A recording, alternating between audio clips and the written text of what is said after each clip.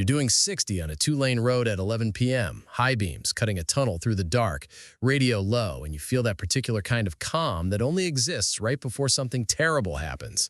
Then there's a shape at the edge of the light. A deer, standing in the ditch, not moving, like it's thinking very hard about something. You ease off the gas because you've seen the videos, you know the drill. Slow down, don't swerve. Deer are unpredictable. You are, in this moment, more right than you will ever know. It bolts, not away from you, not in a straight line toward the trees, which would have been the polite, cinematic, everybody lives option. It cuts left, then right, then left again. This frantic zigzag, like it's dodging bullets nobody's firing. And your body does what every human body does when a large animal juke moves directly into your headlights. You overcorrect. Tree. Airbag. Silence. Yep, that's me. You're probably wondering how I ended up here. Oh, hey there. So, full transparency, I didn't get killed by the deer. The deer walked away completely fine, mildly annoyed, possibly smug. I got killed by my own steering wheel and a red oak that had been standing in that exact spot since before my grandfather was born. But I've had a lot of time since then, and by a lot, I mean an amount of time that stopped being measurable in any unit you'd recognize, to sit in ditches and forests and open fields and ask the only question that actually mattered to me anymore. Why didn't that deer just run in a straight line? It had a clear shot to the tree line. It had 4 working legs and a full tank of adrenaline. Instead, it ran the geometric equivalent of a toddler filling out their own tax return. Chaotic, aggressive, and somehow weirdly effective. And once I started actually watching, really watching, the way you can only watch when you no longer have anywhere else to be, I realized almost no prey animal on this planet runs in a straight line when its life is on the line. Rabbits don't. Gazelles don't, fish don't, squid don't, even certain insects don't. There's a rule buried in all of this. It's older than your species, older than mine used to be, and it is one of the strangest, funniest, most mathematically elegant tricks evolution has ever pulled. So grab whatever you're drinking. I don't need to anymore, but I respect the ritual. Here's the thing everybody gets wrong immediately, and I mean everybody. I got it wrong too back when I had a pulse. You'd assume a chase is decided by top speed. Fastest animal wins, slowest animal becomes dinner, roll credits. That's how it works in every nature documentary narrated by a man with a soothing British accent standing somewhere windswept. It's not how it actually works. A cheetah can hit around 70 miles an hour. A Thompson's gazelle tops out somewhere in the low 50s. On paper, that chase is over before it starts. Except, cheetahs fail to catch their targets more often than they succeed. Most estimates put their success rate somewhere well under half, depending on the hunt. That's an animal built by millions of years of ruthless optimization, the fastest land sprinter alive, losing regularly to something 20 miles slower. So what's actually happening? It's not a drag race, it's a geometry problem, and the gazelle is cheating. The behavior you watch that deer do to my red oak has an actual scientific name, protean behavior, named after Proteus, the shape-shifting Greek sea god who could never be pinned down, which honestly is the single most accurate mythological reference biologists have ever landed on. The core idea, which researchers started formalizing back in 1970, is simple and a little unsettling. Unpredictability is a survival strategy in its own right. Not speed, not strength, just being impossible to predict for the fraction of a second that matters. Here's why that works. A predator mid-chase isn't reacting to where you are right now. It's reacting to where you're going to be. Its brain is running a live prediction model, adjusting its own trajectory to intercept yours before you get there. This is less chasing and more solving a moving math problem while sprinting, which, respect, that's genuinely impressive multitasking for something with a brain the size of a walnut. A straight line is the easiest trajectory in the universe to predict. A zigzag breaks the model. Every sudden cut forces the predator to recalculate, and every recalculation costs it time, momentum, and, this is the part people miss, turning radius, which we'll get to because it's the actual secret weapon here. Which brings us to something even stranger. Fast fact, a running hare being chased by a fox can cut directions so sharply and so suddenly that the fox physically cannot match the turn without losing most of its speed. The hare isn't outrunning the fox, it's out-cornering it. Fast fact, some prey animals increase the frequency of their zigzags the closer a predator gets, not randomly, but scaling their unpredictability to the actual level of threat, like a smoke detector that gets louder the closer the fire. Fast fact, zigzag running costs significantly more energy than running in a straight line because every cut requires the animal to actively brake and re-accelerate. Prey animals are essentially willingly paying an energy tax to survive a few extra seconds. Fast fact, several species of fish do a version of this underwater called protean swimming, where sudden, unpredictable direction changes make it harder for a predator to lock onto a strike trajectory in 3 dimensions instead of 2, which is a genuinely harder problem for the predator to solve. But before we get further into the physics of it, let me put you in the ditch, metaphorically. I'm already there. You're a hare. Sorry, bear with me. You're low in the grass, ears flat, heart doing something closer to a drum roll than a heartbeat, and a fox is 40 feet away and closing. You don't have claws, you don't have armor, you have exactly one weapon, and it's currently built into your hind legs. The fox commits to a line. It has to. Predators run on prediction, remember? It's already calculating the point in space where your bodies are going to intersect. You wait, not out of bravery, out of pure evolved instinct that says timing beats panic. And at the exact moment the fox is at maximum speed, fully committed, unable to brake, you cut, hard, 90 degrees, sometimes more, in a fraction of a second. The fox doesn't turn with you. It can't. Its own momentum carries it past the spot you used to occupy, and by the time it resets, you've bought yourself 2, maybe 3 seconds of daylight. In a chase that's often over in under 30 seconds total, that's not a small win. That's the entire game. You didn't outrun the fox, you outthought its body.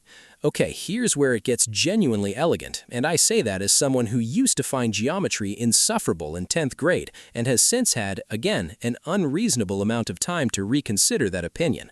When a predator chases a moving target, it's not running toward where the prey is, it's running along what mathematicians call a pursuit curve, constantly steering toward the target's current position, which means it's always slightly behind, always course-correcting, always running a longer curved path instead of a straight one.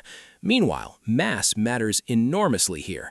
A larger, heavier predator generates more momentum at speed, and more momentum means a wider turning radius, the same reason a loaded delivery truck can't corner like a motorcycle.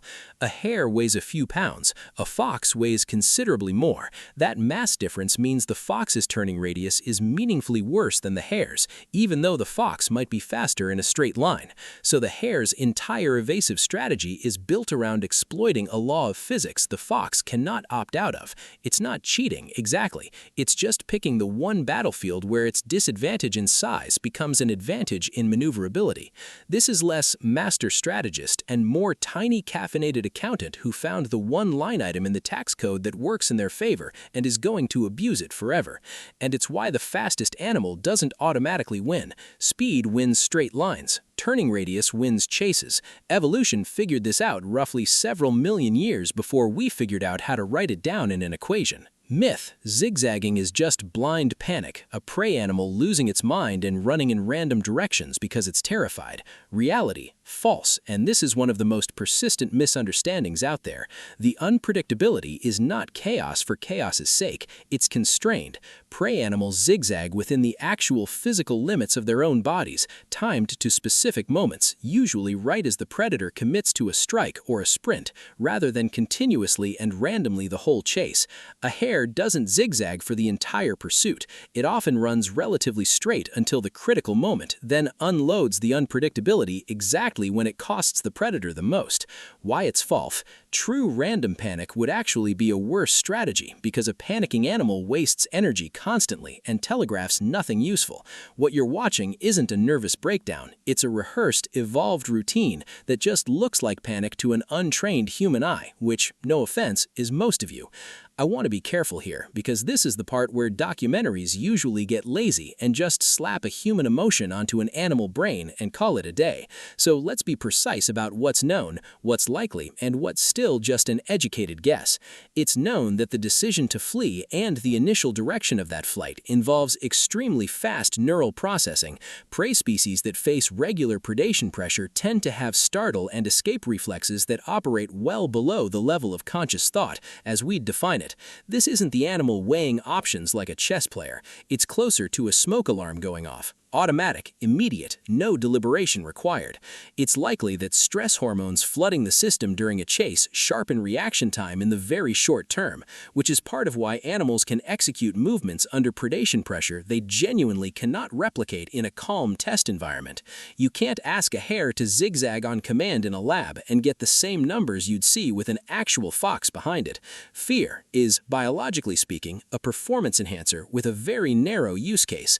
It's hypothesized, and this is genuinely still debated among behavioral ecologists, that some of the specific timing of the cuts, waiting until the predator is at maximum committed speed rather than cutting early, reflects some level of situational assessment happening incredibly fast, essentially reading the predator's body language and gambling on the worst possible moment for it to have to react. Whether that counts as thinking in any sense you'd recognize is genuinely an open question. I'm dead, not a neuroscientist. Nothing in nature is free, and unpredictability is expensive. This is the part people conveniently forget, because it's the boring bill that comes after the exciting purchase.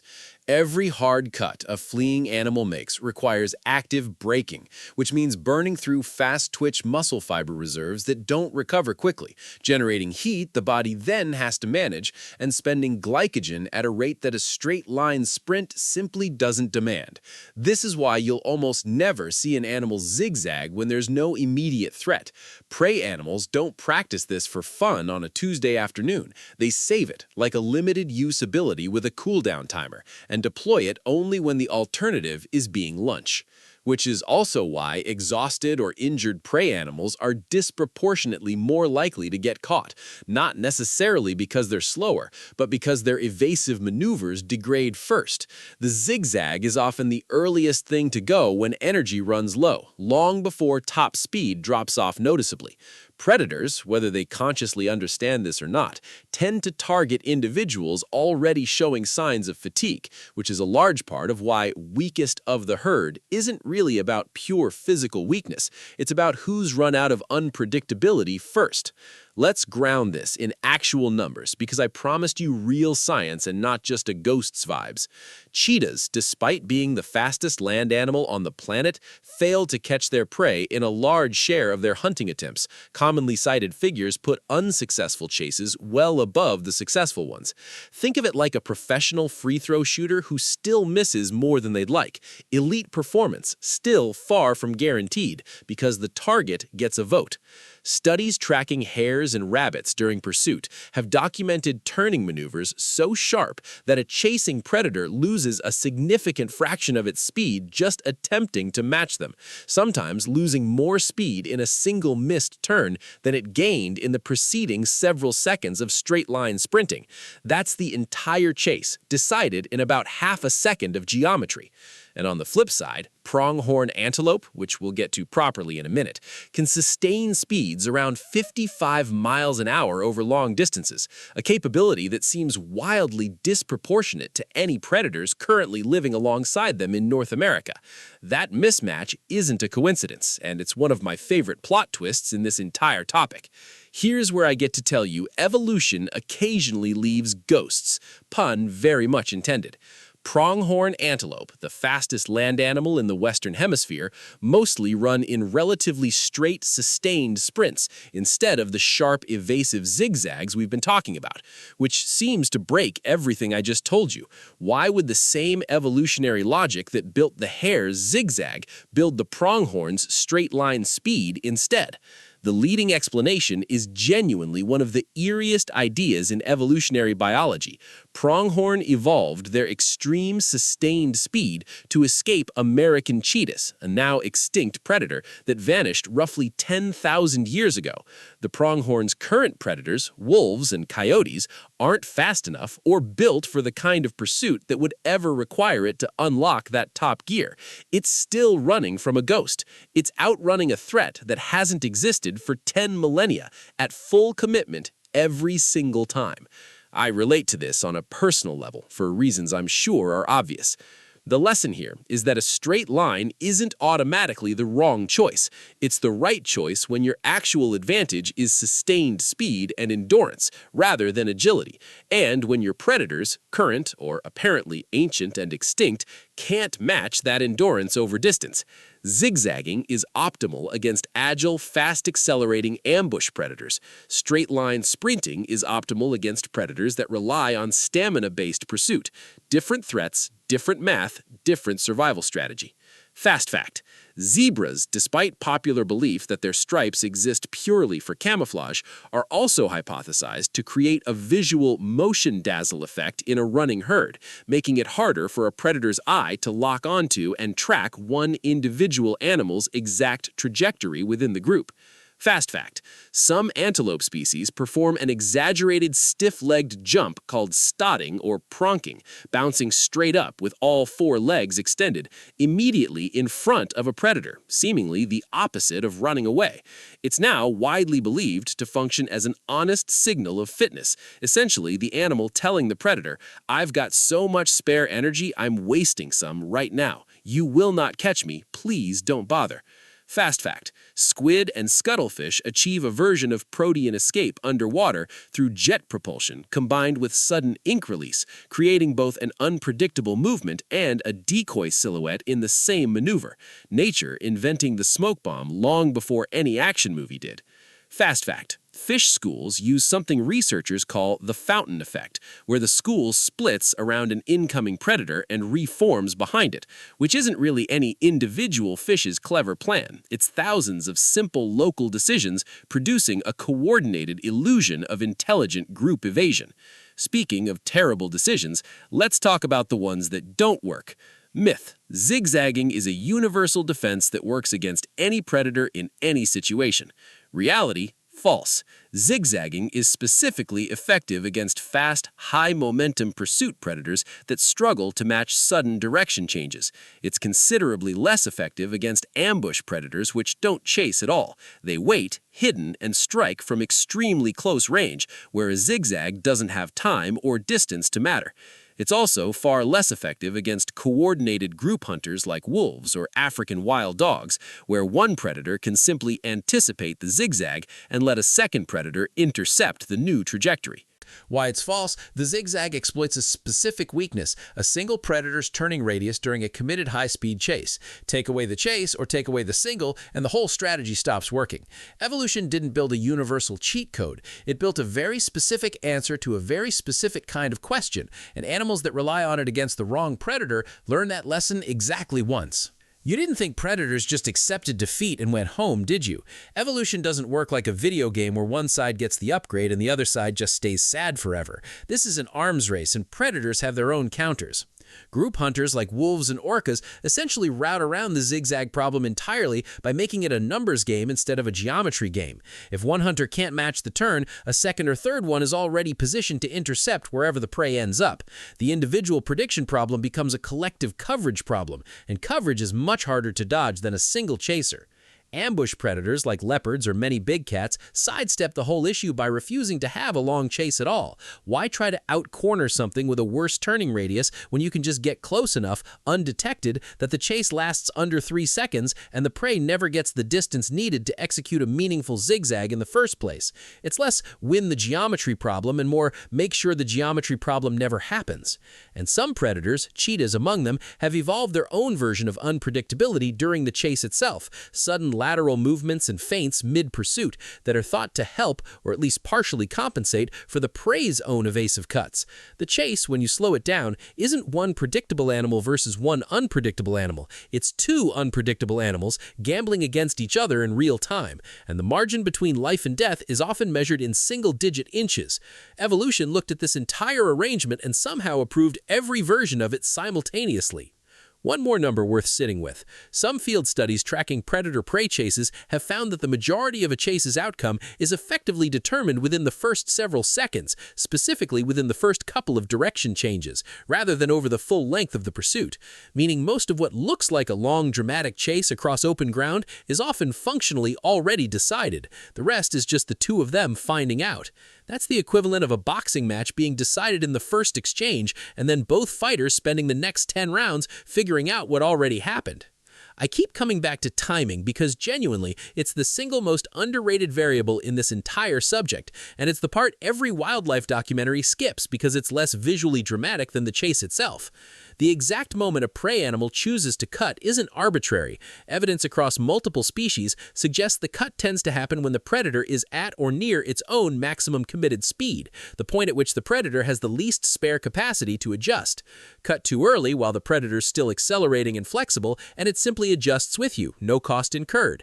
Cut too late after the predator's already closing the final gap, and there's no distance left to exploit even if the turn works. There's a narrow window, and prey animals appear to have evolved instincts finely tuned to exploit exactly that window, without any conscious understanding of momentum or turning radius or anything resembling physics homework. It's an equation being solved by muscle memory, and several million years of the ones who cut at the wrong time didn't get to pass that instinct on, which honestly might be the single most brutal editing process in the history of anything.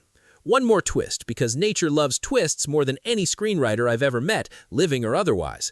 In dense forest or heavily cluttered terrain, some prey species actually reduce their zigzagging and favor more direct obstacle-weaving movement instead, because the environment itself is already providing the unpredictability. Trees, brush, and terrain naturally force irregular paths and break line of sight, so the animal doesn't need to spend the extra energy manufacturing chaos the landscape is handing it for free. Zigzagging is most valuable in open terrain, where the animal itself is the only variable in an otherwise simple, predictable line between 2 points. It's a reminder that none of this is a fixed rulebook. It's a cost-benefit calculation running constantly, adjusting to terrain, predator type, energy reserves, and distance, all in real time, all without a single conscious thought behind it in most cases. Nature didn't write one universal survival algorithm. It wrote several thousand slightly different ones and let the ditch outside your car decide which one shows up at 11 p.m. Look, I can't give this deer notes. That ship sailed along with my car into a tree permanently. But I can give you a few things worth knowing, because unlike me, you can still use them.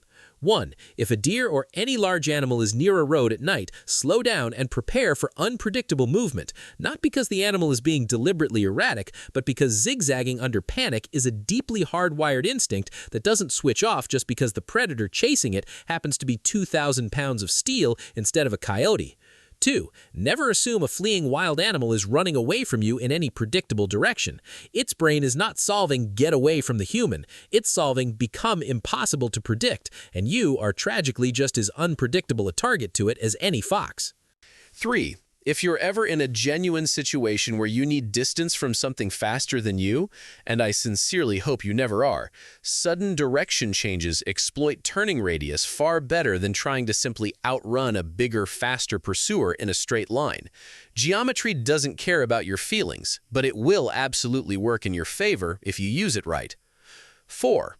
Animals that look calm and are moving in a straight line are not necessarily less dangerous or less alert than ones darting erratically. Sometimes straight-line speed is the actual weapon, and by the time you've registered a threat, the decision's already been made. 5. The next time a nature documentary shows a chase in slow motion and a calm narrator says something like, "And now the chase begins," know that the outcome was very likely decided in the first 2 or 3 seconds, and the rest of the footage is just really well-produced suspense. 6. Respect the zigzag. It's not panic, it's not stupidity, and it's not random.